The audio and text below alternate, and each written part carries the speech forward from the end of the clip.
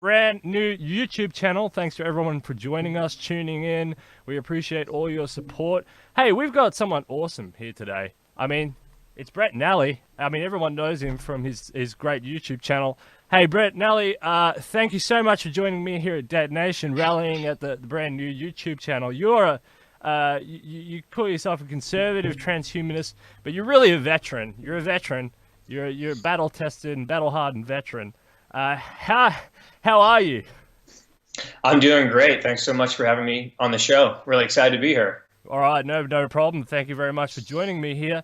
And let's just first start off at the beginning. What is the beginning for you? Where did you get into this stuff? Where did the light bulb go on? Well, yeah, everybody has a story and everyone's is unique, and mine is no different. So it was probably about when I was 20 years old in college. I was a fraternity guy, went to a lot of parties, really social, had a lot of fun. I was at University of Kentucky. This was around 2005, 6 or so, and probably drinking a little bit too much, having a little bit too much fun. I always got really good grades and I was focused on that, but on the weekends, I like to have fun. And so basically I started having some stomach issues, and I already was thinking that probably the Western medicine establishment wasn't going to help me. And I kind of already thought maybe it was just my not so great college diet and maybe drinking too much beer and liquor. So long story short, I was just basically having some chronic diarrhea, and it's embarrassing, especially at that age and not knowing what's going on. But I saw a naturopath, and the naturopath was able to help me, whereas the medical, Western medicine medical doctor was not able to. They basically said, "You're fine, nothing's wrong." And I'm like, well, there's definitely something wrong because I'm not supposed to have chronic diarrhea every day. So the naturopathic doctor was able to help me with some natural herbs and some remedies. And that just really opened up my eyes to natural medicine, thinking a little bit differently in general. Then I started reading books on transhumanism, like The Singularity is Near from Kurzweil. I've since read all of his books. I've interviewed him a couple times. Then I got into being a mortgage broker when I first graduated college for a year. And that was in '07, '08 when the whole economy was imploding because of mortgages in the US. So I had a front row seat for that. The first job I was at was called First Commonwealth Mortgage, my first job out of college. And there were about 250 loan officers when I first started. And 10 months later, in June of 2008, when I finally decided to quit, I was one of 25 loan officers. So I saw a company just implode my first job out of college. So that was really encouraging. Welcome to the real world. So that got me interested in just figuring out, since I was very young, I always wanted to know how things really work. I didn't just say, okay, when most people tell you, it just is what it is, kid, get on with life. And thankfully, I'm 34 years old, so I'm a kid who kind of grew up on the internet, and now I'm a young man, and I was able to figure out a few things, and I'm really excited to be here with you, Steele, and hopefully we can figure out a few things together. Yeah, I'm always interested to figure out some new things and learn things. That's my passion, is learning new things, and learning about people. It's something that's evolved on me. Mainly because a lot of the people that you learn about were the people you were told to learn about, and so I was disinterested in a lot of that. So you watch TV and they said you have to learn about these celebrities or these politicians or these established icons, and I was never really into that. I was trying to always learn about these people I read in books, especially sci-fi authors or great scientists or some other people who my teachers would encourage me to learn about, and I was like, oh, that's fantastic, that's great, so I kind of sort of, but now, thanks to the power of the internet and this show, and I can actually learn about real heroes in the real world, and that, for me, that is so much more encouraging, so much more empowering, and it's so much more fun. So yeah, I'm always up to learn new things and learn about people. It's something I'm learning to do, is learn about people, because these people are way more empowering and encouraging than some random established icons in the media or that we're told to learn about. So That's fantastic. Hey, thanks, Mike DeVerde, for joining us in the chat. He's a real champion of a fan. And thank you very much. Can you share this link around, Mike? You're a champion. Thank you very much. Well, look, listen, that mortgage thing. I mean, the 2007, 2008 financial crisis. The subprime mortgage blow up. Is that what encouraged you to get into crypto? I mean, that puts a lot of people didn't understand. I can show you my documents. I can tell you about the amount of times I annoyed my parents and my university friends about crypto in 2009, 2010, because I just started learning about all that sort of stuff, and really came into the fore because I was following Max Keiser in 2011 when he had it on his show. But he was talking about it a lot in the preamble, and Max Keiser is one of my heroes. So, but like from America, from Max Keiser's perspective, he was talking about bloodbaths. He was talking about all these big companies going belly up. And I was trying to explain it because we never went through a recession here in Australia. We didn't have mass job losses. We actually went okay. And I was saying to people, no, I don't think it's like this. It sounds like a big mess.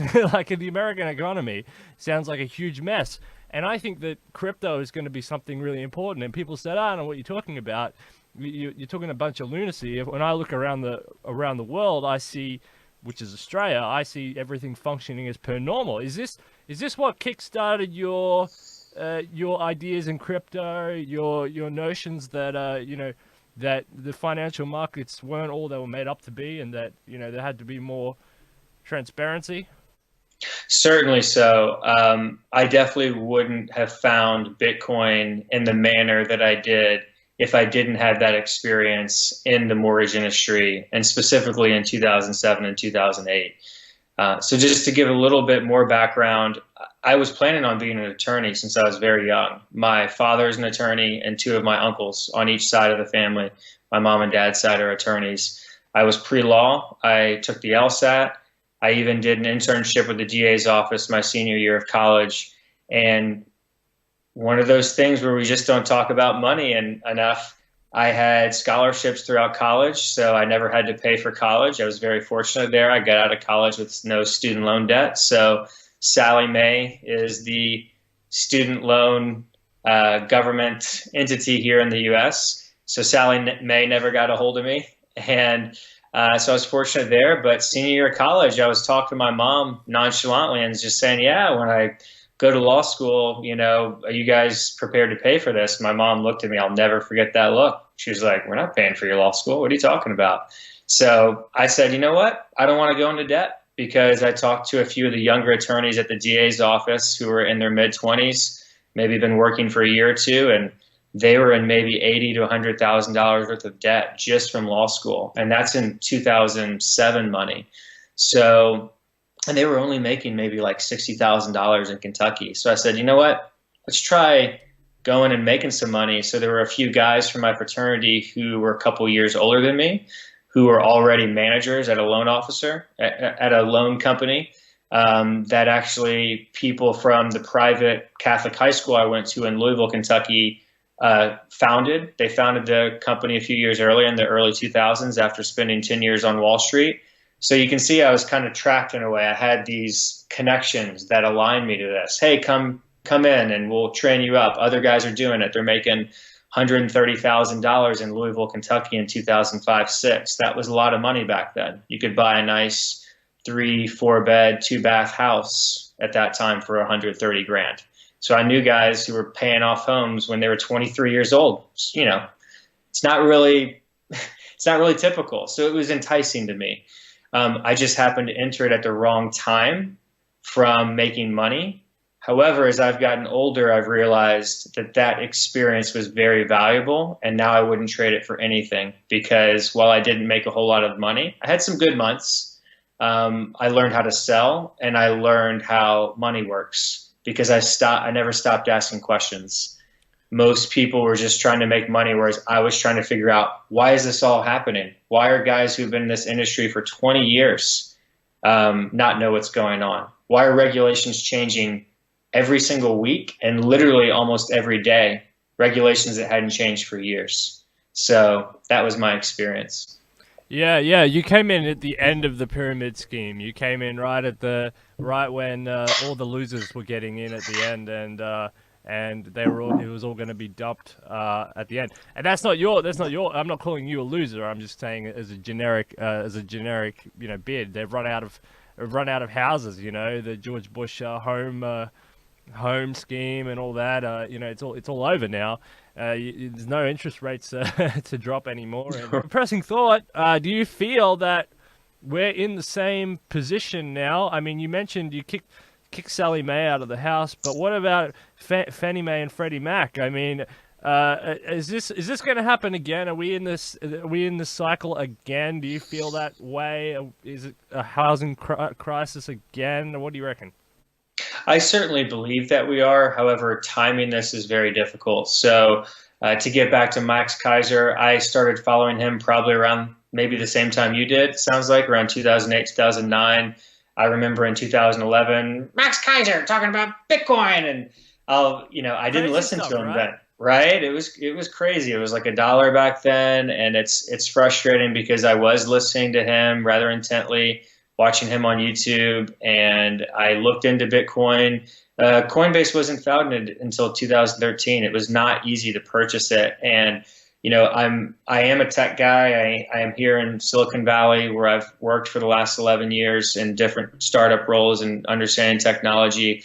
But for me, Bitcoin in 2011 was a Google search, a little bit more, and then I was on to the next thing. So unfortunately, I did not buy it back then. But I was savvy enough at that point in time to know that this whole global economy and the way that we create money through central banks was, in my opinion, just a scam. I mean, and I still think that it is. I think that the Federal Reserve System is the largest Ponzi/pyramid scheme. It's kind of a little bit of both that this humanity has ever seen. And I think that it may get unraveled at some point in time. I think it's almost inevitable. But don't underestimate the powers that shouldn't be and their ability to just keep kicking the can down the road and coming up with new schemes and fooling the people over and over again, because that's what they do. So all I can do is try and be honest, come on shows like this, tell it as I see it, try and tell the truth as I see it. And if we're going to change the world, it's clearly going to have to come from a grassroots, decentralized movement like what we're doing on YouTube and things like that. Yeah, yeah, and yeah, I thanks. Like the main reason I started watching Max Kaiser is because I wanted some real news, and I was like, hey, this guy's the only guy with some real news. But anyway, like, yeah, totally agree with you. And the only thing you ever need to know if you're watching is that the Bank of International Settlements is the central bank of central banks, and they have shareholders. I mean, if you don't understand it from there, yeah, I mean, you don't get it. But anyway, let's moving on. Different systems. Let's talk about how did you met Jacque Fresco? I mean, tell me about this. I mean, this is the Zeitgeist project. This is that very famous documentary that popularized his work. I mean, you went to Florida, I guess. He was in Florida in the jungle somewhere, right? I mean, tell us the story. Yeah, it's a great story. I'll try and keep it short. A little bit of preface before jumping into Jacque. So I saw Zeitgeist like many people had. That was pretty much the first documentary to go viral on YouTube around, I'm going off memory, 2007 or so. I've been watching YouTube since pretty much it came out, by the way, in like 2005 or so. So I know the evolution of it's crazy. And so Peter Joseph created this great documentary called Zeitgeist. I don't agree with every single thing in there, but I thought that it was pretty groundbreaking. And then Zeitgeist moving forward incorporated Jacque Fresco, and I believe that was in 2008. And I was heavily involved in the community. I was young and I didn't have much money and the world was falling apart. I just wanted the world to get better as I saw it. And I didn't necessarily believe that a resource-based economy was going to actually happen. There were lots of people in the Venus Project and the Zeitgeist movement who were a little bit delusional, in my opinion. They thought that we could actually change the world that quick. But I aligned with the general message of, hey, let's try and make the world a better place. Let's try and help with strategic access to resources, which now you're seeing a lot of tech companies really build this out over the last decade. Things that Peter Joseph and the Zeitgeist movement were talking about and things that Jacque Fresco had been talking about for decades. You see those in things like Uber, Airbnb, I won't go on, but it's strategic access to resources, even, Bird with the little scooter carts, right? And so I just was excited about what they were talking about. I took my now wife, girlfriend at the time, to the global premiere of Zeitgeist Moving Forward in January of 2011 in LA. So I got to meet Peter Joseph there and the rest of the big Zeitgeisters. Jacque Fresco, unfortunately, could not make it there because I believe he was 96 years old at the time and he wasn't traveling a whole lot. So I connected with a lot of the folks there. And then the next month, in February of 2011, I decided to go to Miami to visit my cousin who was living there at the time. And then we made the 2.5-hour drive to Venus, Florida, which, as you so eloquently stated, is pretty much in the middle of the jungle. It's in the middle of nowhere. And I did the full day tour with Jacque and his partner, Roxanne Meadows. And we were there for probably about 8 or 9 hours. And I got a lot of film footage on my, old school iPhone 4, horrible camera, no gimbal, just trying to get as much footage as I could, but also enjoy the moment and suck up my time with him. And it's on my YouTube channel if anybody wants to watch it. But I had a great experience, and I'll share anything more that you wanted to know if you have any questions about that.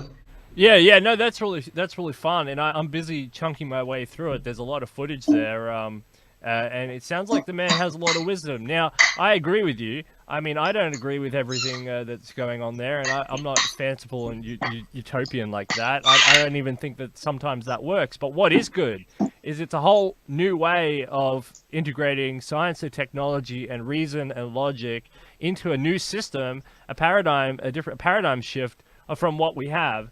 And you can extract what you want from that to make the world a better place. And I think, Jacque probably said, this probably isn't the end point. I mean, nobody's God, right? He doesn't believe in God. I think he's an atheist or whatever. But nobody's God, and all we can do is promote new ideas. You mentioned Peter Joseph. I mean, Peter Joseph is a commodities trader or a day trader or something, isn't he? He's not someone stupid who doesn't understand financial markets and how capitalism works. I mean, this guy makes a lot of money off it, and points and laughs at people who pretend to know about it and aren't actually using it to their advantage. So, and he uses that as a mechanism to fund new ideas, enterprises, and things as well. So for me, I don't know. Yeah, I guess maybe it's the same idea, but I don't totally agree with everything either. But it's new ideas, it's innovative, it's exciting, and you can it really stirs the imagination and enhances your imaginative capacity, and that's what I find exciting about it. It's not just necessarily that that we're going to implement this and all of the the mother AI that's running the whole thing was going to save the world. I mean, that's not what it's about, right? Definitely. I agree with pretty much everything you stated there. And I'll just add a couple more things there. Yeah, I believe Peter Joseph was a commodities trader. He was also in marketing in New York. I don't know how much trading he does these days. I don't really keep up with him too much anymore. But I just think he's an incredible person. And I think they had a unique message to state, both Peter Joseph and Jacque Fresco. And, I think that they were both trying to make the world a better place in their own way. And we don't all have to agree, but it comes to what we'll probably talk about here in a bit, which is just the voluntarism, the voluntary principle.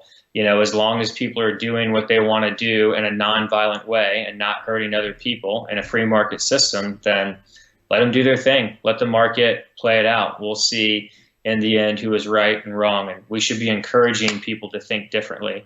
And I think that's the common theme that you and I have stated about the Venus Project, the Zeitgeist movement, Jacque and Peter.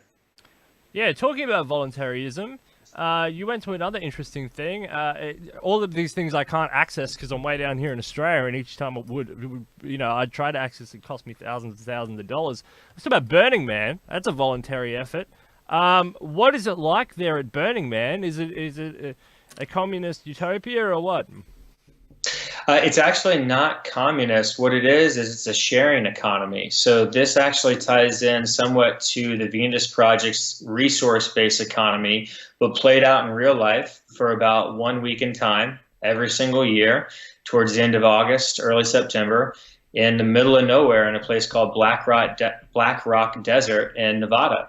And so I had heard about it for years. I remember, like I said, I grew up on the internet in Kentucky growing up. I always had a little bit of California on my mind growing up, watching movies and music and things like that. And I heard about Burning Man probably in the late 90s. And then I researched it quite a bit when I was in college, just Wikipedia, Google, any videos I could find. And so I got to go for a couple years, and I could have gone more, but it's a full week if you want to experience it, and to take time off is sometimes a commitment. And it is in the middle of the desert, so there is a survival aspect to Burning Man that a lot of people don't fully appreciate until sometimes they show up there. And you have 40-mile-an-hour winds in the middle of the desert with playa dust blowing in your face. You better bring some goggles, some masks. I mean, you better have a tent. You better know how to camp. You better have some survival skills, or you better learn them really fast. So it is awesome. It is a unique experience in many ways. But what it really is it's a sharing economy. So you're not allowed to transact with any money there, for only two exceptions. Burning Man does sell coffee and ice. That's it. They don't even sell water. Unless things have changed in the last few years, which I don't think that they have. I haven't gone in the last 4 years, I don't think. I got married 1 year, and then honeymoon, and then other things have just come up. I'll definitely be going again at some point, but it's an incredible experience. The art, the culture, the people.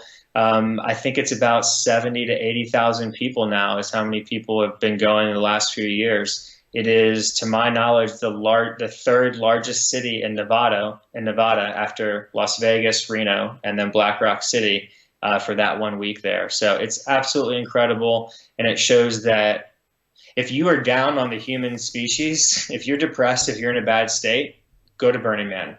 I'm dead serious. Go to Burning Man, and you will be revived of what this human species can accomplish. The art, the culture, the commitment, just the love. I've never seen one person get in a fight. There are no bad vibes there. It's incredible people that you meet there, beautiful people. There's people doing certain drugs if they want to do them. There's certain people of all sorts of backgrounds. You also have your Silicon Valley tech billionaires that go there as well too. The Elon Musk, the Google founder, Sergey Brin. A guy we should talk about here soon, Ray Dalio, the founder of the largest hedge fund on the planet, Bridgewater. He just went for the first time to this Burning Man last month, and I think he enjoyed it. So, yeah, and I have a few videos on my YouTube channel from a few years ago about Burning Man. So, all right, well, yeah, if you want to talk about Bridgewater, let's talk about that. I mean, hedge funds are fun. Yeah, so what happened with Dalio? He's in control of a $150 billion hedge fund. What's he doing at Burning Man? Wouldn't he get stabbed? No, I'm kidding. But what's he doing at Burning Man? Yeah, I mean, it's a great question. I think that from what I've got to know of Ray, from following him primarily on LinkedIn, but also on Instagram, I've read his book Principles, which I highly recommend, and I've watched just many of his interviews on YouTube. I don't agree with everything that he says, but that's kind of straight advice from him. Listen to everybody, and take your own conclusions from each person, from what they're saying, filtered through your knowledge and your experience. He's built an incredible company from nothing, and he didn't come from a wealthy family or a strong finance background. He had his struggles in school growing up, and I've seen this as a common trend with very successful people. This morning I was just reading Charles Schwab, the actual founder of Schwab, the investment firm. They just announced that they got rid of all commissions for trades. the $4.95, gone. So they just announced that this morning. It will be out October 7th here. We're recording on October 1st right now, 2019. And that shot Schwab's stock price down 8% this morning because, the stock market doesn't like any huge surprises like that. But it shot their competitors, TD Ameritrade, down about 20% this morning, which was their, biggest dip in one day of trading since 2006. So I know I'm kind of going off here, but Schwab is dyslexic. Charles Schwab is dyslexic. And what I started learning is that there are many, many successful billionaire financial people who actually grew up dyslexic, thinking that they had learning disabilities and were dumb. And in certain ways they are. But what Ray Dalio has taught me, something that he's said many times, is that sometimes your greatest strength on one side can also be your greatest weakness on the other side of that coin, and vice versa. So it seems to me that the dyslexia, that these incredible entrepreneurs and business people who have become billionaires seem to have in common, also on the other side of that, had this incredible ability to focus on the long term. And that is a huge message that I have on my channel and with your viewers, that play long-term games with long-term people. Think long-term. In a world where attention spans are shrinking more and more and more. What is this interview, an hour long? Who's got an hour long? Take an hour to listen to big ideas. People have 5-second attention spans now and they're shrinking, I'd say focus on long-term. Yeah, I totally agree. And, that's the same. That's what we have in common. For example, we'll probably work out for a while now, and that'll be good because long-term thinking is what you need in this world. Yes, I agree. And attention spans has been shortening. They've gone from about 6 minutes on average to about less than 30 seconds, and we're getting down to 5 or 6 seconds, like you said, especially with Facebook scrolling speeds and stuff like that. It's the attention economy. So but talking about the characteristics of these billionaires and their thought patterns, I mean, most of them are probably on the spectrum somewhere. They don't really care about social norms and social characteristics and social commentary and social drama, which paralyzes the vast majority of people. And they focus on these ideas, and they focus on systems, and they focus on I think high value activities, which means that they know how to delegate work properly and appreciate other people properly, as opposed to treating people like if you're one of these 1800 factory workers. I mean, you don't see these guys rising to the top very much anymore. You see the Elon Musk, the engineers. I mean, Elon Musk is an engineer. I mean, Bill Gates is a software programmer. I mean, these people have a skill at something that they can enhance within their company, and they know how to delegate work. They do SWOT analyses. They know their strengths and their weaknesses, and they invest trust in other people to pick up where they fail. They listen to advice. They ask people for their opinion, and when someone says, "Hey, I don't like that. I think that's stupid. I think what you should do is do this," they go, instead of getting offended, they go, "Hey, that's great advice. What's someone else think?" And then they analyze the two different opinions, and they compare that against their own opinion and see what it's better. They listen to their customers. They listen to a whole swab of inputs and data metrics in order to always improve their service and improve their focus and improve themselves. And beat on their craft. They beat on their craft. They practice their craft until they know it back to front, and until their toes bleed, and then they do it again, and they do it again, and they do it again. Metaphorically, sometimes realistically. I've had a lady who was a ballerina, and she just literally her toes bleed. So these people are incredible, and they're rewarded financially, but it's not because they're rewarded financially. It's because they're rewarded because they can navigate the extremely complex jungle environment that is, you know, entrepreneurship, and that is business, the business landscape, and that is the life landscape, and balance all the social versus the creative versus all the other things that go on. And that's how you do it. But it takes a very special mind to do that. There's plenty of people who've won the lotto and they've gone straight back down to poverty because they don't know how to creatively use that money. They don't recognize that money as a tool. Well, yeah, we were talking about the characteristics of leaders, and you know, it takes a whole bunch of, but essentially it just takes a whole huge skill set in order to become a billionaire or a millionaire. And I was just saying at the end of that, it's like you ask any of these thought leaders or any of these billionaires or millionaires, and you say, how did you get your start? And none of them go, well, you know, I won the lottery, and then that's what really got me started. It doesn't happen like that, right? Yeah, definitely correct. In fact, it's actually the opposite.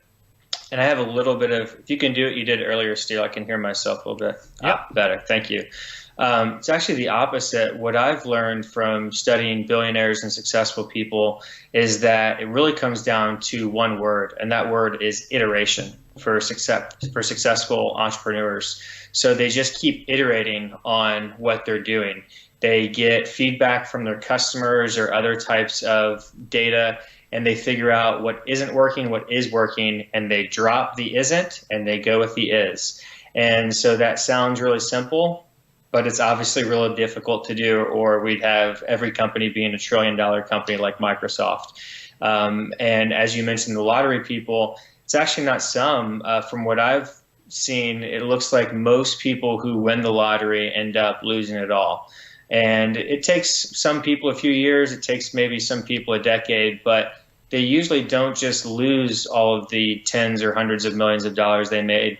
They usually end up destroying their personal and social relationships as well too, because they don't know how to handle money and they don't know what to do with it. So they end up just giving it away to friends, family members, spending it on stupid, lavish things that seem great in the short term, but they're not thinking long term, right? So it all comes back to long term that we were talking about earlier, right? Yeah, 100%. All right, so that's great. And you're an entrepreneur. You're one of these thought leaders. You know, you're primed to blast off into the future and be. I mean, you're already a great person, but I mean, we're at point one of where your potential is, especially with how the world is shifting. You're getting set up for the new world. And tell us about your other interest, which is health, wealth, longevity, stem cell research, a whole bunch of really, really cool stuff. Tell us about, where did you fall in love with health and wealth? So from a very young age, I think I probably wasn't too different than other people, just kind of assuming that I was going to be young, like indefinitely. I'm talking about when you're real young, like 4 or 5 years old. And I never discussed these things with my parents or friends. I was just being a kid, like most people. And then you become a teenager and you're like, okay, this is cool. I'm getting bigger. Looks like I'm turning into a man. And then by the time you're in your late teens, you're like, all right, I'm kind of like, this is probably what I'm going to look like for a while. Then you're in your early 20s and you're like, all right, things are going good. Like, this is at least for me. I'm sure everybody has a different experience. But then at that same point in time, around when I had the kind of minor health scare that I mentioned, around 20 years old, I started thinking, wait a minute, I see other people getting older and aging, like this is not just going to last forever. And I really started thinking about this a little bit deeper. So I started reading a lot of different books and tried to follow the right people. I read that book, The Singularity is Near by Ray Kurzweil. I got a lot of my books back here. That book's right there, along with 2 of his other books. Can you bring it out? Can you show us the Singularity? Yeah. So let's see here. This is an exclusive of the bookshelf. Picking up the old laptop. So this is, let me move. Okay, so you got to do it the opposite here, the camera. Sorry, if anybody feels like they're on a boat, there's a little bit of lag here. Okay, love it. So right here, this is The Singularity is Near, Beautiful. 2005, Ray Kurzweil. This is his other book he co-wrote with Terry Grossman, who's an MD, called Transcend. And then this is his book, the last book he wrote. Geez, sorry, I'm not doing. There's a lag on Skype, so I'm like holding it back and forth. How to Create a Mind is over there as well. Great. 2012. So basically, I've just been following him for a number of years and other thought leaders, and most people get really upset about some of the things he says, like, that will never happen. But he is been called by Bill Gates as the #1 person for predicting future technologies. He's had a very good track record of doing this. Very good. Right. And so if you just listen to what he says, he's saying that, when he went to MIT when he was 17 years old, he went there because they were the only college that had a computer. And for maybe some of our younger viewers, let's repeat that. MIT, Massachusetts Institute Technology, was the only college that had a computer. It was larger than the size of this little office that I'm in right now. It was a massive computer. It cost about $10 million in late 60s money, which is, like $1 billion nowadays. And they didn't just let anybody get near it. You had to have access to IT faculty to even get near the damn thing. But that's why he went there. And basically in those last 45 years or so since then, that computer has shrunk in about 1,000 times in actual the quantity of the physical space. It's gotten about 1,000 times more powerful for about 1,000 times less the price. And those are all rough numbers. I'm actually being relatively conservative with them. So what you have is this little thing right here is in our pocket. And that sounds crazy, but here's where it gets really crazy. If you look at the models that we've used to predict how this was going to happen, because there's people who've been predicting this, right? There's Moore's Law, and Moore's Law is Gordon Moore. He's the co-founder of Intel. He's worth a few $1 billion, and he's lives a few miles from here. If you look at Moore's Law, that's probably going to end soon, but there's other laws that are going to take over in computing. Moore's Law was the 6th paradigm of computing. The shrinking of vacuum tubes was the 5th law. The next thing that's going to happen is the three-dimensional,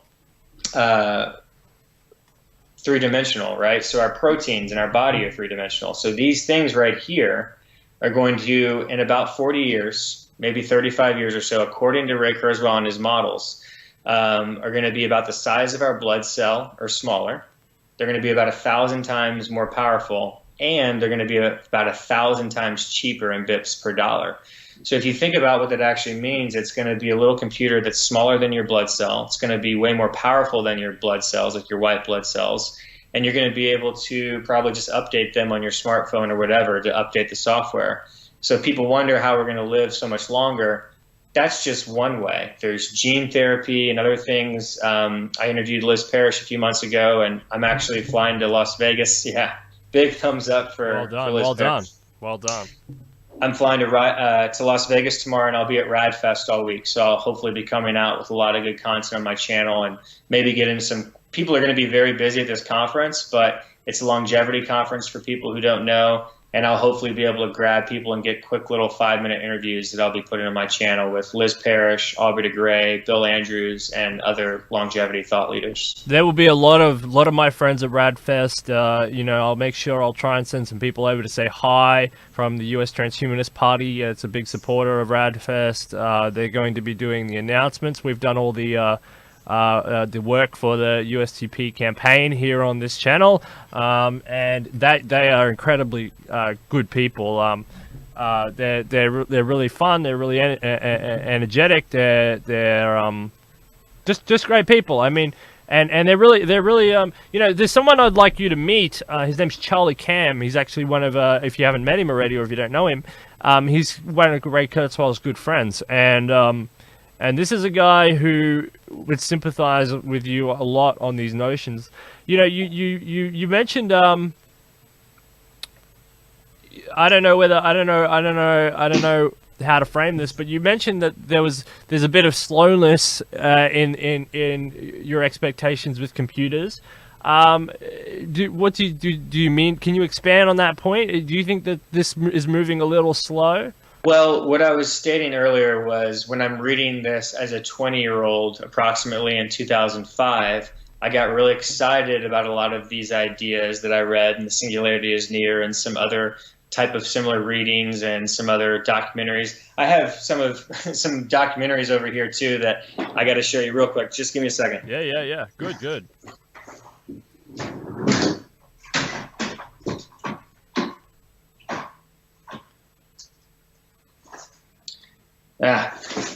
My wife has moved them, but basically I have some DVDs that Ray Kurzweil's come out with and some other ones on the Singularity and things.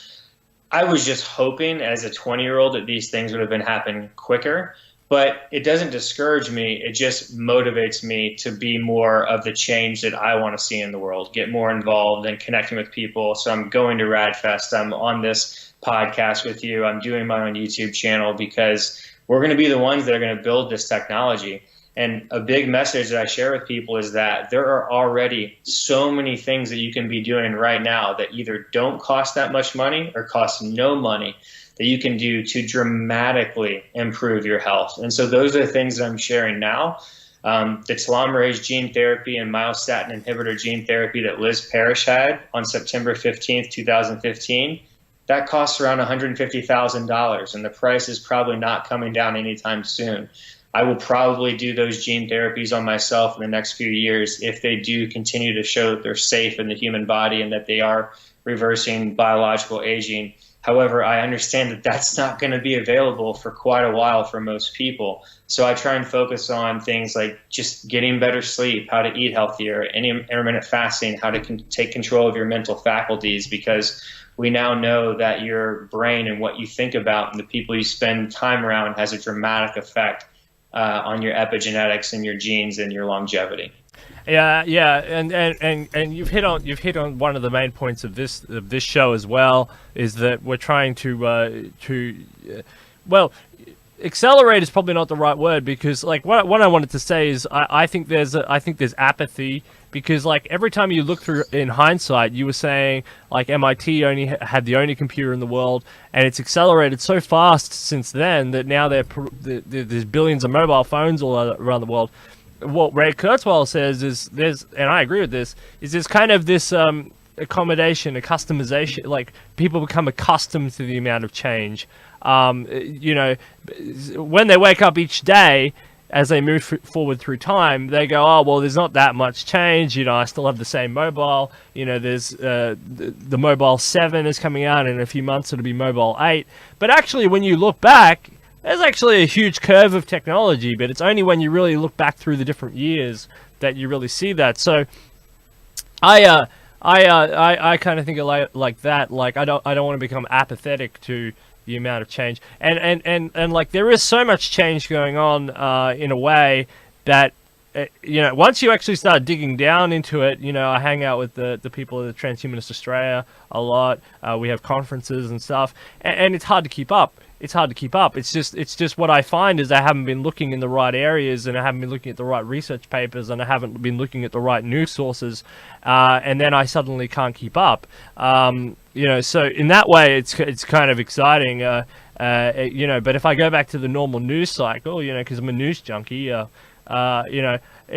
it is the same old stuff. It's another war somewhere, and it's another, especially politics, which is a huge sinkhole of just he said, she said, he said, she said, and I mean that's so boring. I mean that's just I can't deal with it. It's a mass destruction, but it's important nonetheless. But it's a mass destruction. But I think what you're doing here, talking about gene therapies, talking with Liz Parrish, talking with Aubrey de Grey, talking with Ray Kurzweil, encouraging people how to live better, longer, healthier. I mean, what happens is because centrally what I'm worried about is creating ethical parameters for advancing AI. I'm about creating ethical parameters for gene therapy. I'm about making sure technology is a neutral tool, making sure that technology leans towards the ethical side, as opposed to this mad scientist paradigm where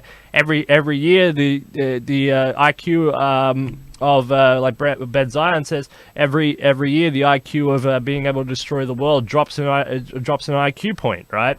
So I want to ensure that we can lean to that ethical side, and that's what to do that you need to be healthy, you need to be quick, you need to be connecting with the right people and having the right discussions and the right conversations. I completely agree, and I think an effective way to communicate this is that I think most people know that it's important to put healthy things in your body now, like food and water. I think most people who are paying attention understand that right now in 2019.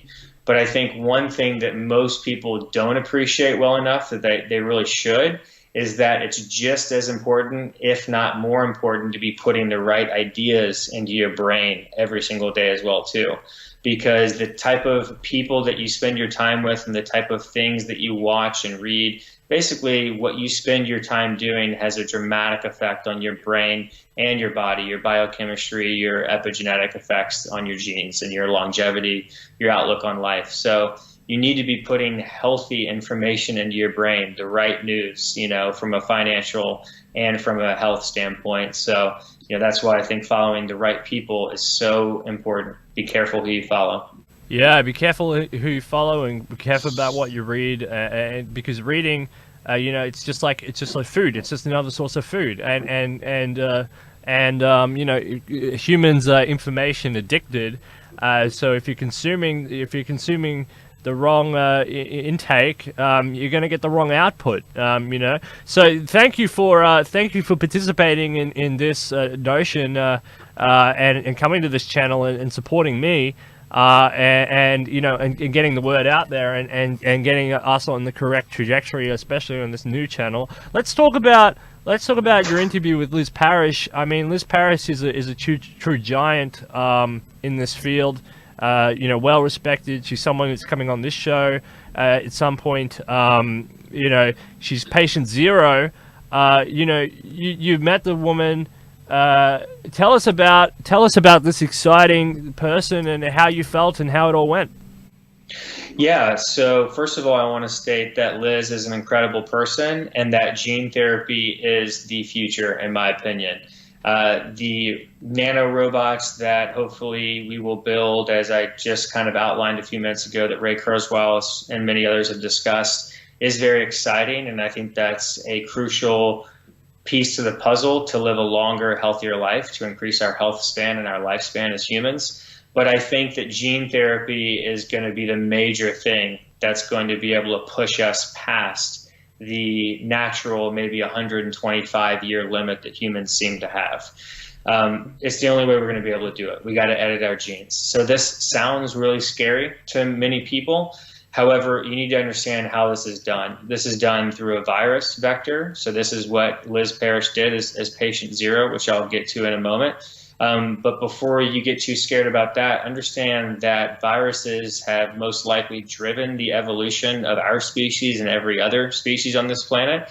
And you accumulate certain viruses many times throughout your life. So it's a total natural process in that sense. And it's nothing to be afraid of if the technology is administered properly. And that's a big if right now, because there's only a certain amount of people who are qualified to do a therapy like this. So this is kind of what Liz has discussed and what she talks about in the interview with me.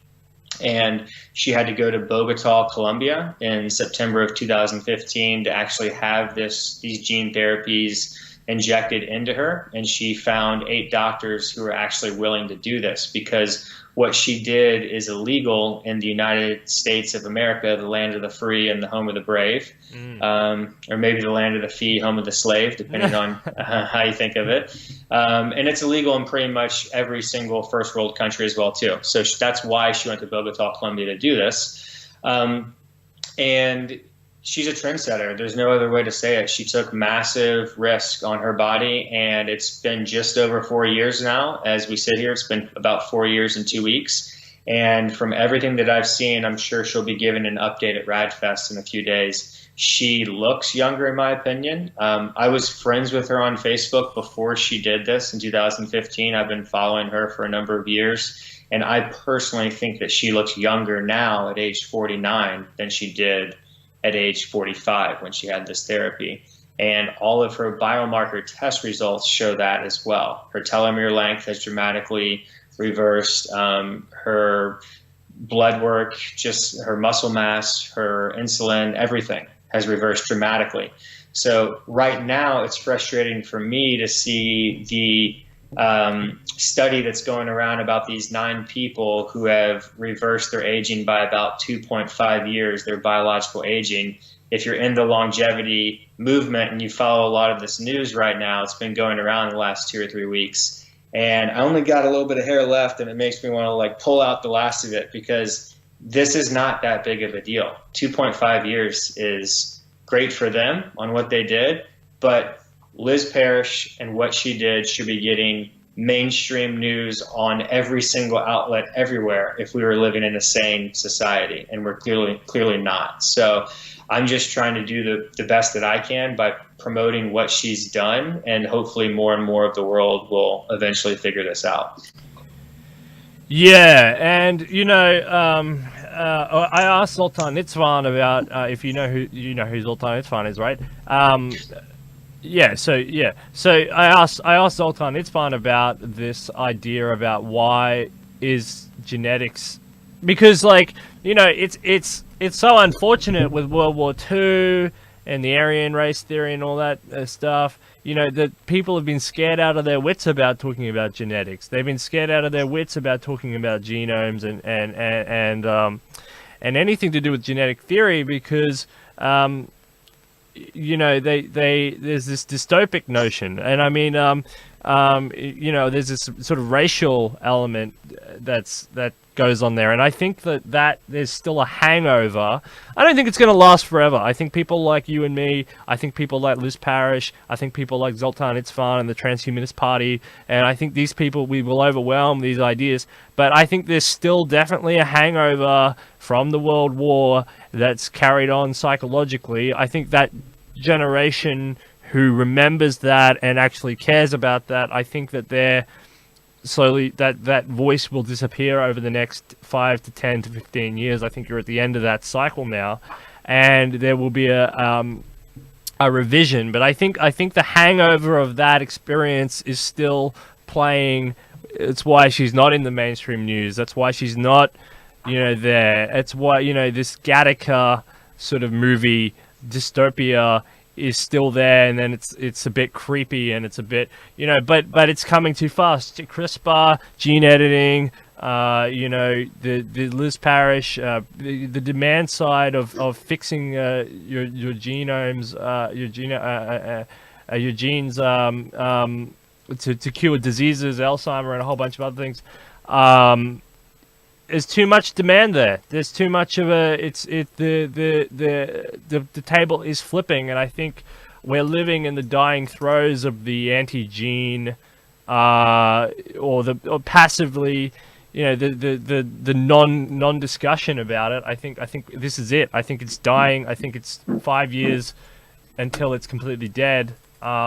And then we flip into a new world where people will actually talk about it, and that's what I want. I want a discussion. I don't want people to not acknowledge that exists. And there's plenty of great YouTube channels now that go out to smaller, younger people, which it's just the science on genes. And I mean, I'm talking about those ones with infographics and music, and people use it to research for their science experiments at school and all that. And I think that is and these things have multi-million or billions of views, and I think those are waking people up to a non-dystopic, non-association with World War II, a non-association with doctors that have tried things in the past, and monkey experiments. And I think we're moving away from that, and we're going towards a better, cleaner, healthier discussion that has to frankly be had, or else we end up in a world where this technology advances without discussion, and that, my friend, is a bad world. That's a world of idiocracy. If anybody's ever seen that movie, it's one of my favorites, right? And I saw that when it came out in 2005, and I laughed, and I thought, it makes sense, kind of like the movie WALL-E. It's been 14 years since that movie came out. That movie was satire, and it's moving slowly as every year ticks on to be less and less satire and more reality. So, you mentioned a number of points there. One thing I want to distinguish is that, well, first of all, I should give some background. I'm half Jewish. I'm not a religious person, but my mother side of the family is Jewish. And so World War II has been a massive interest of mine that I've studied, dramatically over many years. And some of that is just, binge watching on the History Channel World War II documentaries, But it's important for people to understand that what Hitler and the Nazi Party was talking about is called eugenics, and that is proven pseudoscience. So pseudoscience, in case people don't understand, is false. It's not true. It's fake news.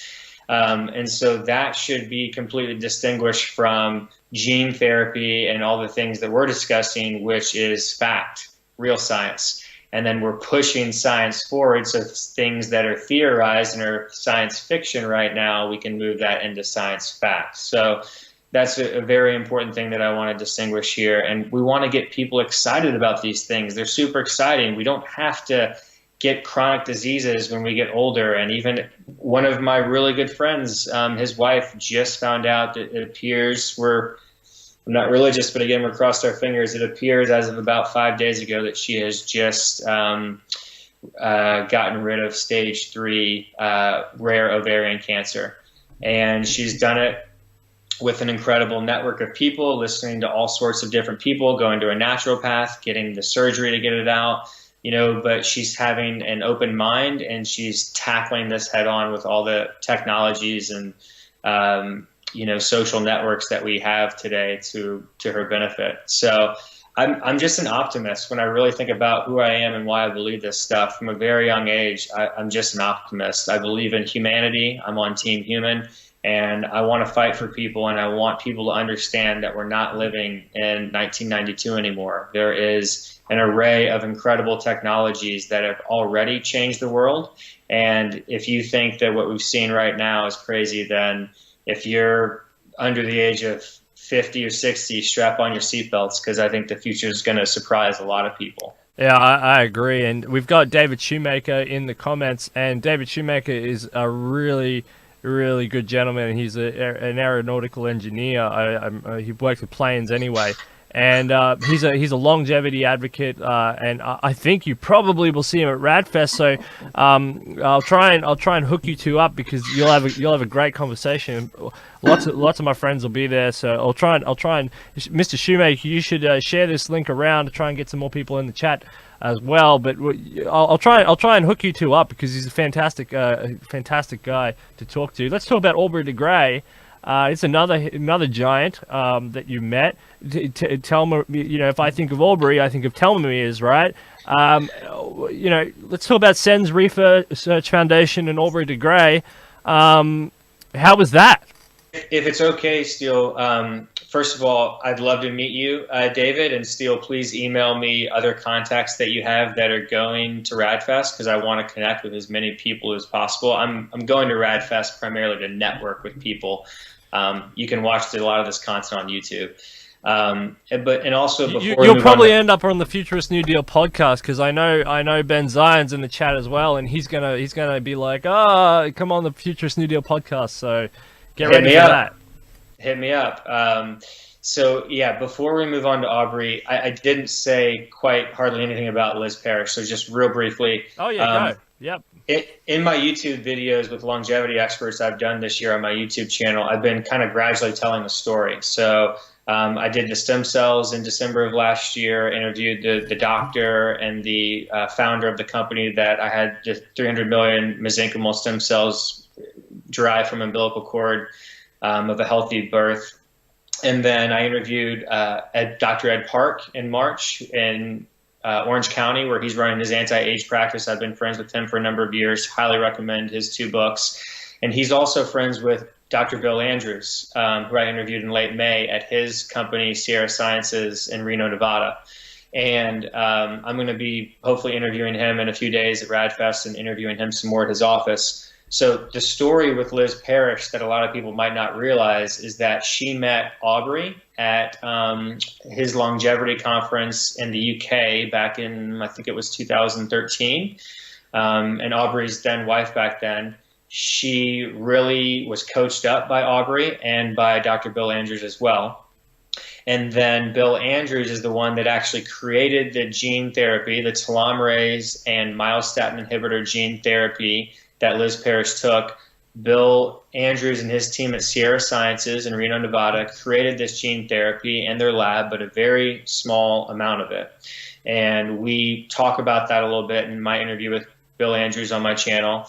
And then she had to take that viral vector and scale it up dramatically. And scale up just means that she had to create a lot more of it. Like, I want to say like 1,000 times more of it, because he gave her just a little bit of it. So obviously you have to have very specialized scientists who are very competent and know what they're doing. And Liz had to do her research and trust that these people know what they're doing before she got these, injected into her. So I kind of tell that story in my interview process. And then I interviewed Liz on July 10th. And then a week later, I interviewed Aubrey de Grey. So, apologize there. I can talk about Aubrey now, but I want to give you a moment to share any feedback there. No, that's really cool. And Dr. Bill from Sierra Sciences is good friends with the leader of the Transhumanist Party,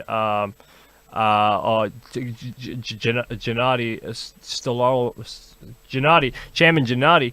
I can never say his name on air. I can say it off air, and then I get on air and I stutter and stammer, and I might as well not try. But it's a Russian name. It's a good name.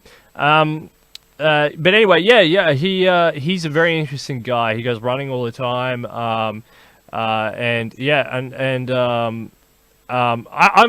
wish I was in America, to be honest. Like, sometimes, because there's so much going on in America. There's a bit of a brain drain from here to there, because I hook up with people here and they say, "Oh, I'm off to America to do all this stuff," and I'm like, damn. But that's really cool. So because I wanted to ask you about the cell injection as well. I was working my way up to that, but if that comes first, that's good. So what are you trying to do with the cell injection? Well, we can table that, or I can talk about that now. It's really up to you. I can discuss Aubrey or stem cells. What's the correct order? There really isn't. So why don't we stick with Aubrey, since I've kind of been telling the story of the gene therapy and some of the interviews that I've done this year. So I interviewed Aubrey on July 17th at SINS Research Foundation, which is in Mountain View, California, right there in the heart of Silicon Valley. And he's a phenomenal person. I've been following his work for about 15 years as well, when I started getting into this longevity movement. And I read his book, Ending Aging, back in 2007. It's phenomenal. I think it still stands true today. And in my interview, I asked him, "Hey, why haven't you written another book? It's been 12 years. And he had a great answer. He said, "Well, I think that most of the things I've said in my book have shown to be true. At least they haven't been disproven. And we've been working on a lot of those theories. And I think that in the year 2019, it makes the most sense to be doing interviews and podcasts, because that's how a lot of people are consuming content." And so he said, "That's why I agreed to do this interview with you." And I thought that's a great answer. And that's why, Steele, I want to applaud you for what you're doing. And that's why I'm doing what I'm doing. We need to share ideas with people. And you can listen to what we're talking about right now as you're chopping up food, making dinner, or multitasking, doing lawn work in the backyard. I mean, that's what I do. I'm plugged in, learning nonstop, even while I'm doing things around the house. So that's how I'm able to continue to learn and iterate and figure out what's really going on and who I really should be listening to and following, and not getting, fooled again, like a lot of people seem to be these days. Yeah, lots of people, like, I look at the stats, and lots of people put us on their TV and just play it on the TV. Well, I don't know, that's what the stats says. So I'm happy with that. If you want to put me on TV, that's fantastic. It uploads to high-quality HD, so that's good. That's fantastic. So, let's go back and talk about your injection of stem cells, right? Uh, what was the motivation, and what are you trying to achieve? So I guess it all comes back to me being 20 years old again. It's really funny that I didn't make those two connections, but when I was 20 years old, this was probably about a year earlier from when I had the really bad stomach problems. I was a sophomore in college and I played a lot of sports for my fraternity, and I was on the basketball team. And just during a practice, I came down from a rebound on a guy's foot. And so anybody who plays basketball knows that the worst way to sprain your ankle is landing on somebody's foot. And so my right ankle just completely went sideways and everybody heard it pop. It was a 3rd-degree ankle sprain. So for those people who don't know ankle sprains, played basketball since I was like 4 or 5, grew up in Kentucky. We kind of worship basketball. It's like a religion.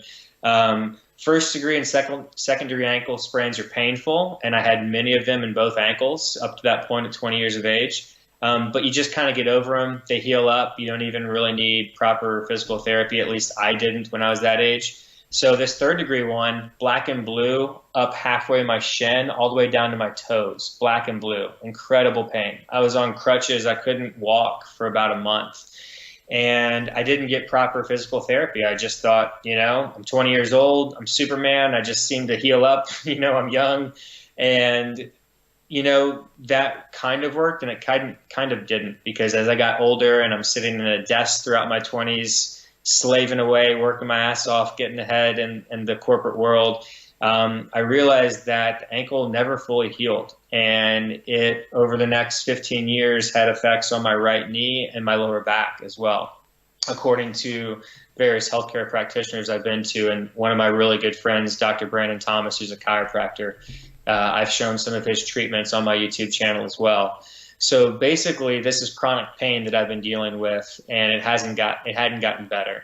And so I knew a lot about stem cells. I'm constantly researching different biotechnologies, and I've been connected with many of them on LinkedIn, follow them on YouTube and whatnot. So I said, you know what? I got the money. Like, what is the problem here? Let's do the research, Brent, and let's find the right clinic to go to for me.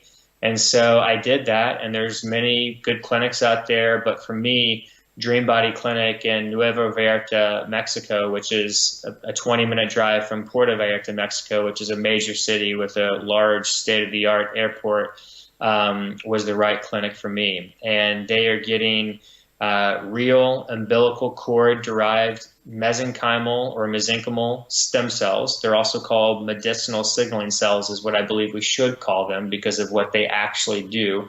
They were named mesenchymal stem cells by a guy named Arnold Kaplan in the late 1980s because of what he thought they did. Now, 30 years later, because of what we know they actually do, they send out cytokines, trophic factors, things like exosomes to communicate with your immune system and your body to basically help your body heal. This is how our bodies heal. They should really be called medicinal signaling cells. So that's what Arnold Kaplan wants to call them now. And so I had about 300 million of these injected into me. I had about 200 million of them IV into my arm. Those go directly to my lungs, and like 90% of them approximately.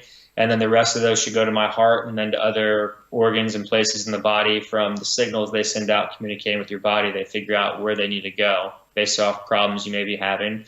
And then I had about 22 million injected into my ankle, 32 million injected into my right knee, and 32 million injected into my right shoulder because I've played baseball my whole life and I've been playing dodgeball competitively for about the last 10 years. So it's a little crazy, but I love playing dodgeball, and I'm playing pretty good right now. I just played a couple nights ago, and I'm crushing these 25-year-olds. So it's feeling pretty good. But the local injections that I had also had 0.1 milliliters of calcium glutamate and my own PRP, which stands for platelet-rich plasma, which is something that, medical science is known about for at least 15, 20 years, and it's been regular for 10 years or so, going to the right type of healthcare practitioner. But PRP is great, but it's nothing compared to stem cells and exosomes and things like that. So, I mean, Just due to the interest of time, I'll say that it has had a dramatic impact on my health. I've healed up dramatically. I've been doing other things as well too this year, like the chiropractic treatment. I've been getting better sleep, doing intermittent fasting, which we know releases your own natural stem cells, gets your body to kill off some of the old and damaged stem cells and create new healthy stem cells. So I've done a lot of that this year. I've ramped it up even more. I've been doing intermittent fasting for years, but now I have about a 4 to 6 hour window that I eat most days within. So what that means is about every single day I'm going 18 to 20 hours with zero food, and I try to go about 12 of those hours with no water. So I'm trying to ramp up the autophagy that my body has, which gets my body to kill off old and damaged stem cells and white blood cells. All right, that's incredible. Yeah, I'm no health expert or medical expert, but sounds great from here. I want to investigate this more, and I'll have to dive down deep and watch your channel a little bit more to understand what exactly is going on there. But that sounds incredible. And does it have an impact? I mean, are you healing up quicker? I mean, are you becoming stronger?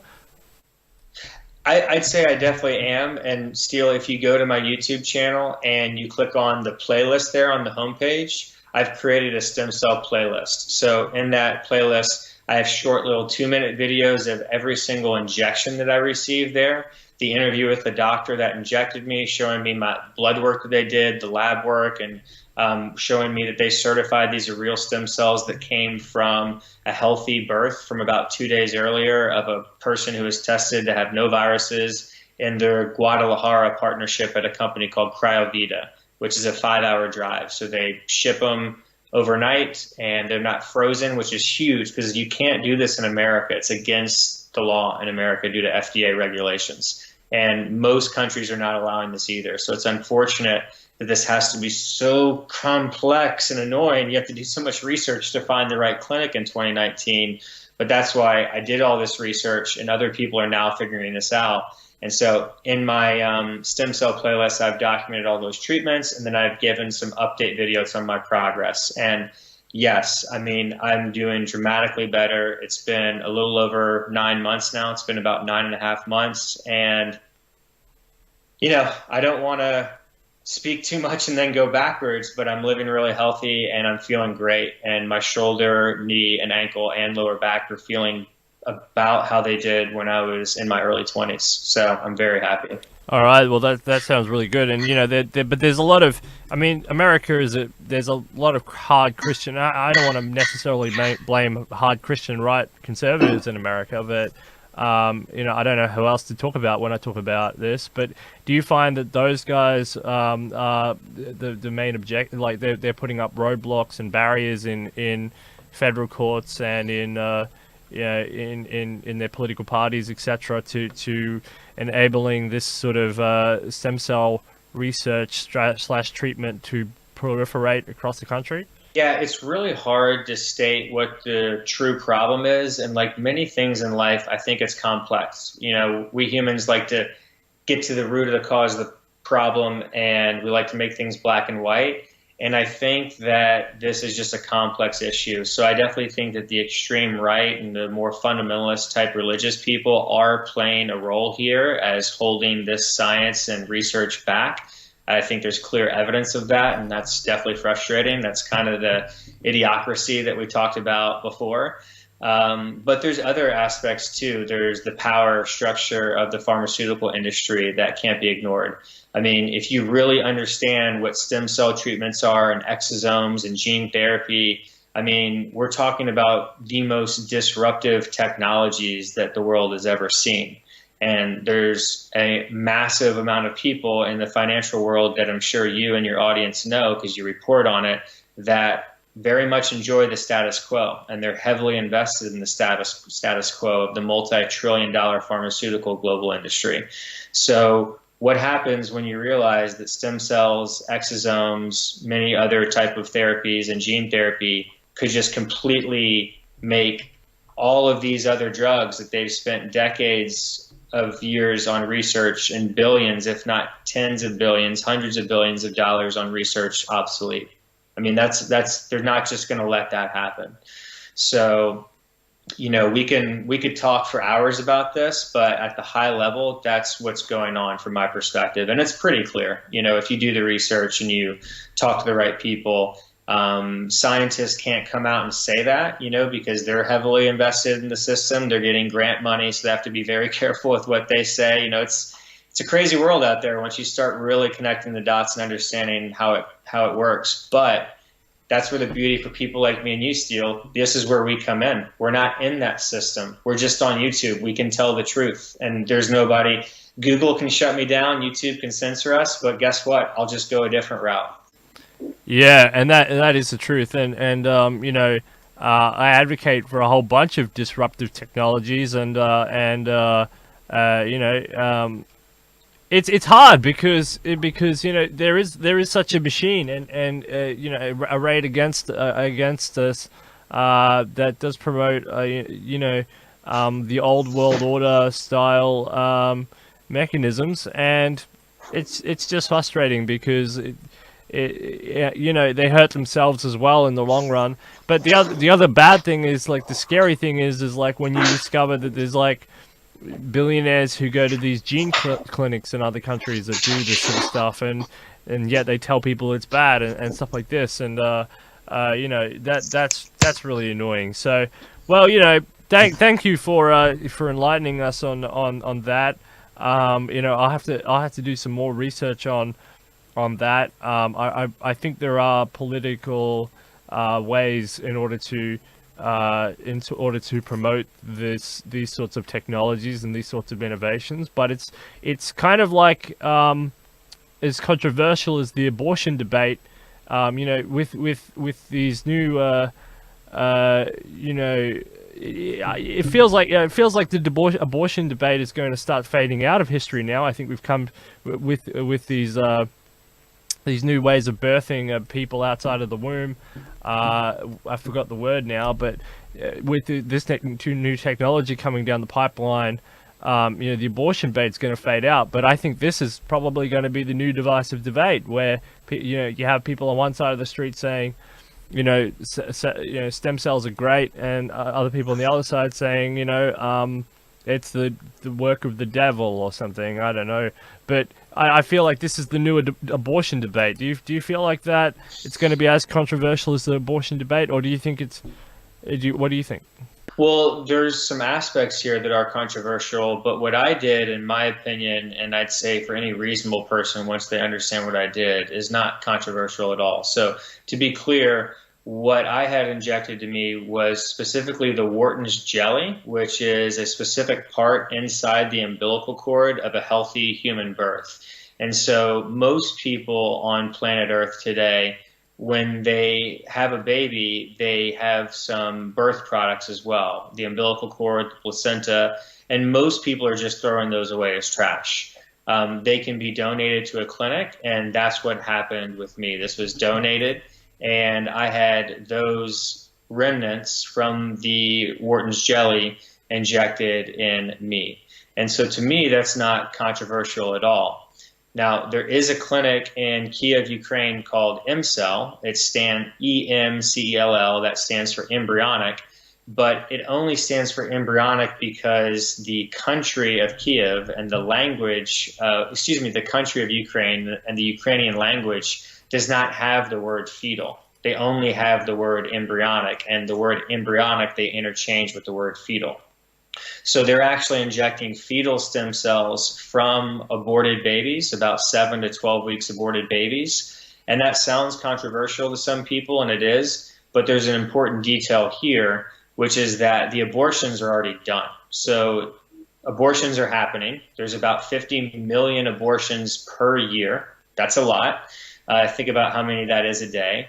And so all this clinic is doing is they're taking those abortions that have already happened, and instead of them being trash and going to waste, they're taking those incredible fetal stem cells and they're saving people's lives in some cases, and definitely improving people's lives by injecting them into them, people who are in chronic pain or have chronic diseases. So personally, I don't see anything controversial there. And I don't believe we're going to be living in a world where people are going to purposely be getting pregnant to purposely get aborted to then make money to inject people. Maybe that will happen in the future. I'm not going to try and predict that, but that's certainly not happening right now from my research. Yeah, that was going to be my point of inquiry. But if you don't believe that that will happen, that when generated demand side, which will be, accessed by people with issues of poverty, well then that's fine, I guess. But then some people will say, but one is enough. Do you know what I mean? If just one person does that, then that's enough, and that's why I think this could blow up as the next big debate as abortion slowly fades out of history. But it'll be something interesting, and it depends which side you take and which side you stand on, and and in this, and the other thing is, like, it goes back to what I was saying at the start. We've got to have these discussions. We've got to start talking about this stuff now, or it's going to hit the society like a train. And it's not the only train coming down. It's our train, but it's not the But if they don't prepare themselves, well then get ready, society. You'll get hit, and you should have been watching Detonation. I mean you should have been watching Brent Nally. I mean, you should have had your eyes wide open and not been asleep at the wheel, society. So, this is just going back to what we were saying with ingesting the right information and the right food and the right thought. If you're not watching Brent Nally, if you're not watching Detonation, well then you're asleep at the wheel. So so it's going to be an interesting future, and it's going to be I'm excited. I'm personally excited to see what happens on this, and we want people to have healthy, longer lifespans. And so I guess my final question and point of inquiry, another controversial topic, is aging a disease? Do you consider aging as a disease? Would you like that to be classified as a disease in order to initiate the mechanisms that classification would open up? Well, Steele, it's a great question, and it's an important question right now. And before I answer that question, I want to give a little bit of background. So when I interviewed Aubrey de Grey in July of this year, 2019, I was rather surprised that he does not think it's important for aging to be classified as a disease. And I and many other leaders like Liz Parrish and Bill Andrews, I don't want to speak for them. They might have changed. But when I interviewed them, and when I interviewed Liz on July 10th and Bill on May 30th, and I communicate with them on social media and privately every now and then, I think they still want aging to be called a disease. And right now I do too. And so I'd like to explain why I think it's important. So in the US, according to the FDA, only a drug can cure, prevent, or treat a disease. And so a lot of people don't know this, but if you look at a lot of products that are not approved by the FDA, it will say in America, these products have not been approved by the FDA. They're not meant to treat, cure, prevent a disease. And I know a little bit about this because after my mortgage job, I wanted to just get to California and get to Silicon Valley, and I was interested in health. So I took a job at a nutraceutical company for about a year and a half in 2008 and 9. And so we were selling things that were not approved by the FDA. And so the FDA was not approving us, but they do regulate companies like that, nutraceuticals. So they could control what we could call, you can say this, you can't say that, you can treat this, you can't treat that.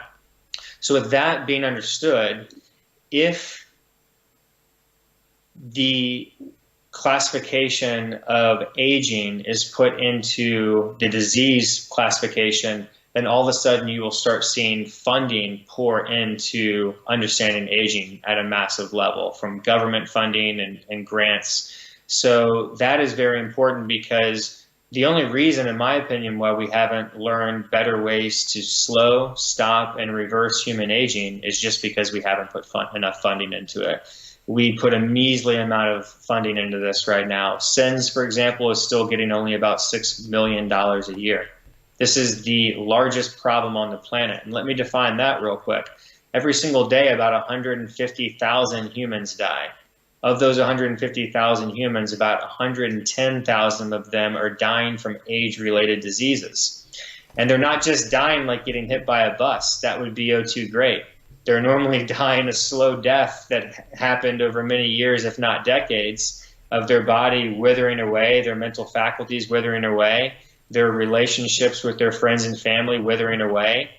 More and more money spent on healthcare. Healthcare costs are rising everywhere, right? It's because we're living longer, but we're living longer in chronic conditions because we haven't solved this aging problem. And we don't even, I don't even want us to, I don't even expect us to solve it within 5, 10, 20 years. I just want us to be improving on it, right? Let's put in some research and let's slow these diseases and the aging process. And really, as I've been stating before, these are things that I'm talking about on my channel. And if you start implementing some of these things, like I teach how to get better sleep. I teach people how to intermittent fast properly. I teach people how to eat a diet that's proper for them based off the company Viome, so they can eat proper for their microbiome. I teach people about stem cells. You know, there's all sorts of things that you can be doing right now to dramatically improve your health and slow down and reverse the aging process. Well, yeah, that's really fantastic, and yeah, the lack of money for SENS Research Foundation is appalling, and you know it's funny because I talk to policy wonks all the time about this, and you know government's always complaining about the amount of money they have to pay for pensions and they have to pay for end of life care and palliative care and you know degenerative diseases, and they're going on and on and on about it, but you know, prevention is a pound of cure, right? I mean, an ounce of prevention is worth a pound of cure. Benjamin Franklin, like Ben Zion says on this show, and I think that's true. I think there's a not a focus on preventing, you know, curable diseases and curable conditions that end up putting a strain on, you know, your state's coffers in terms of end-of-life care and all these hospitals for all these people. You know, it's madness. I find it's madness. And, you know, when you go deeper, you learn certain things about, you know, national security and stuff, then you start to understand a little bit more why this stuff goes on. But at the same time, it's kind of interesting that, you know, there's a huge military budget, which is, in some ways, it's confusing. In some ways, the military budget is there to protect life, right? I mean, you invest in machine guns and nuclear missiles and all sorts of weapons in order to protect your life. But when it comes to the human body and, you know, implanting devices inside us and actually fixing some of these illnesses, there doesn't seem to be a great emphasis on that. And isn't that what the military is all about? It's all about, like, when you join up the military, it's preserving life. And then suddenly it's like, but hang on, we've got to focus on building military equipment and outsmarting the enemy in order to preserve life. But don't worry about this other aspect of where aging is killing most of the people. Wouldn't that be preserving life? Can't you just take 1.1 of your percent of your budget, especially there in the United States, and focus on that killer rather than, you know, terrorism kills almost next to nobody. Comparatively, every death is a tragedy. I'm not saying that that's good. I'm not saying that 9/11 is good. I'm not saying any of that. But comparatively, it's almost next to nothing.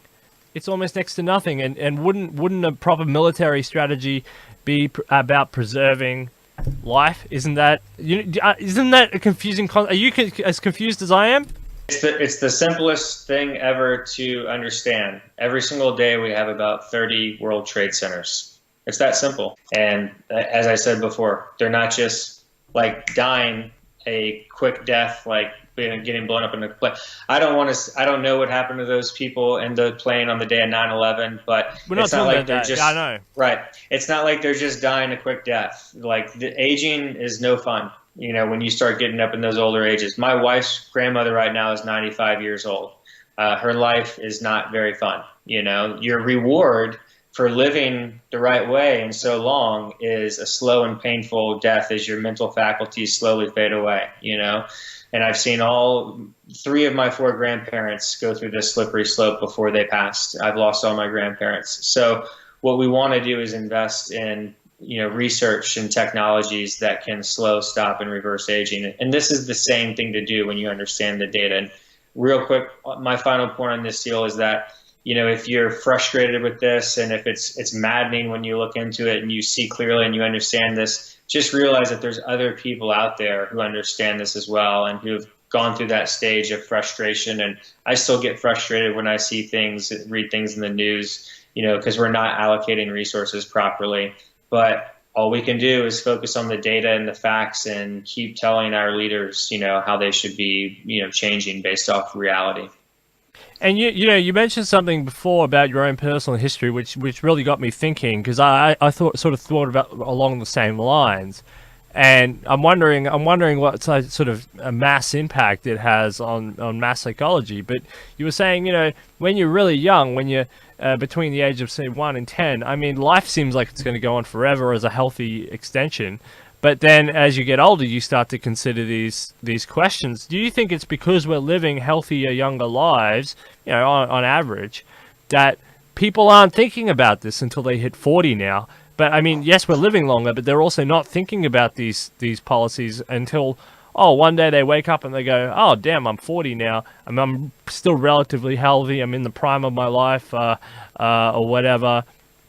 But only now they're waking up to it, and by then they've got a couple of kids, and they're maybe 1 or 2 kids, and they've got a career that they got to focus on, and you know they got 10 more years until that big holiday thing, and kids are in school. I mean, it's busy life, and then then they get to 50, 60, and then they're like, wow, it's too late for me to actually do anything except for invest money into this, but I actually have to focus on my own retirement. There's like a trap there, right? So it's my argument is that young people need to be educated on this really early and need to think about this really early and need to start working on solutions really early in order to not have a lag gap, in order to have them considering the future as opposed to considering the future when it's too late. You can't, if you're too late on the horse, then you do end up in this problem that we have in the world where you invest resources in hospitals rather than prevention, right? I completely agree with everything you stated. And when you're talking about the kids and educating them when they're young, not only is it educating them about what they can be doing for society, you know, what problems they can be working on, what they should be studying, what they should be thinking about from an entrepreneurial standpoint for creating technologies to help us slow, stop, and reverse aging. But they should also be thinking about what type of lifestyle they should be living from a young age, building those right habits so that they personally don't have these problems. And the reason why this isn't really happening is because they're not being taught this. And so, you know, one thing that Jacque Fresco made very clear to me, I watched every single YouTube video I could find of Jacque Fresco by the year 2010. Every single one. I was obsessed for a couple of years because he was so brilliant. I got so much wiser and smarter from listening to this man. He was a true polymath, and it's no accident that he lived to 100 years of age, just because he was that intelligent and he kept his brain and body going. And one thing that he said is that our brains have associative memory. That's how our brains work. A lot of people don't realize this. A lot of people think that like inventors just come up with things out of their head. That's not how it happens at all. Creativity is taking known elements and arranging them in unique ways. But the key there is that you have to first see something. You have to hear something. The idea has to come from somewhere. It doesn't just come into your brain. It has to come from somewhere. They're now learning this with artificial intelligence and machine learning. They're now realizing that, okay, we've built these intelligent robots, but they're basically like little kids. They're like little 2-year-olds. So now they're putting them out into the environment and they start learning, the machine learning, and then they get better. And then they're a 3-year-old, they're a 4-year-old. And then exponentially, all of a sudden, they're like beating the best player in Go on the planet, you know, with the AlphaGo a couple years ago. So it happens exponentially, though, in that scenario. But my point, to bring it home to what I'm talking about, is we need to start educating our kids with real information, not pumping their head full of crap about religion and nonsense pseudoscience, if we're going to pump them full of crap, then we can't expect them to grow up sane. They're going to grow up, as complete idiots being taught nonsense by their parents. So we need them being taught the proper things from a young age about what aging really is, how we can actually stop, slow, and reverse it in that sense. And they need to be taught the proper things about money as well, too. I'll just end this little rant that I'm on with the fact that my wife is 8.5 months pregnant with our first child. And I'm going to be raising my child a lot differently than most people. And it will be really interesting to see as my child progresses, as we play out this experiment with my kid, what kind of a human I can produce. Because I learned from Warren Buffett at a very young age that Warren grew up he read every single financial book in the Omaha Public Library by the time he was 13 years old. That's why he's worth $70 billion or whatever he's worth now at age 89. It wasn't some accident. It's not like he got lucky. He understood money because his dad was a congressman and taught him about finance and how important it was. He took it as a priority. He got hooked on it. Now, that's not everybody's path. It doesn't need to be everybody's path. I'm not saying everybody should be Warren Buffett or will be Warren Buffett. But the point is that if you teach kids things that matter, like money and your health from a very young age, then you can at least be getting them started, getting them rolling, having that snowball effect so that they can actually do productive things by the time they become adults. Whereas I feel like we've kind of reverted in our society in the first world now, where we're teaching kids nonsense, letting them do whatever, screw around their phones, playing video games, whatever. There's nothing wrong with video games in moderation, but they're just growing up, so many of them, without getting the proper information. Before we know it, they're young adults, and then we throw them into the workforce, and they're like, what the hell just happened? I don't have any skills. I don't know, I wasn't properly prepared for this world. And so, yeah, a lot of them are angry now, and they should be angry. Well, yeah, and it comes down to teaching kids how to think, not what to think. Critical thinking is at the core of the world. If skill sets and training are obviously really, really important, but they're not everything, especially in a world with changing topography of job topography. If you can navigate it using critical thinking, you're in a much better situation, looking after your health and wealth, and also looking and ensuring that you can build friendships and relationships that last, and I love this notion that you set out on, that you're in for the long haul, and thank you very much. You've been a fantastic guest. I'll throw all 5 of my subscribers to your channel. Nah, but look, anyone who's here, they got to go there. You got to go there. I'm actually going to go there and binge watch your stem cell thing right now, as soon as I have the time. Time poor, but I'm going to go binge watch the stem cell thing, because that's absolutely fascinating. I think that's going to be a new dimension of polarizing debate, and I want to be on the right side. Now I'm going to say which side I'm going to be on. I think I know which side I'm going to be on, but it's going to be a polarizing debate, and there's some ethical issues there. But let's do it. Let's do it correctly, and I want to work out the companies that are at the core of this. And I know I've heard of that Ukrainian one before. I had a lady on here. She was talking about that one before. So these names are popping up over and over again. So that's really, really cool. And you've been a fascinating guest. Fantastic. I love everything. I love everything you're talking about. And it's just been so much fun. And congratulations. I hope you all the best with your new child. Parenting is probably going to be the hardest life lesson. I don't know, but it sounds tough, it sounds rigorous, and it sounds like you're going to learn a lot about yourself and your wife along the way. So good luck with that, and we'll see you soon on Det Nation. We'll see you back here on Det Nation for sure.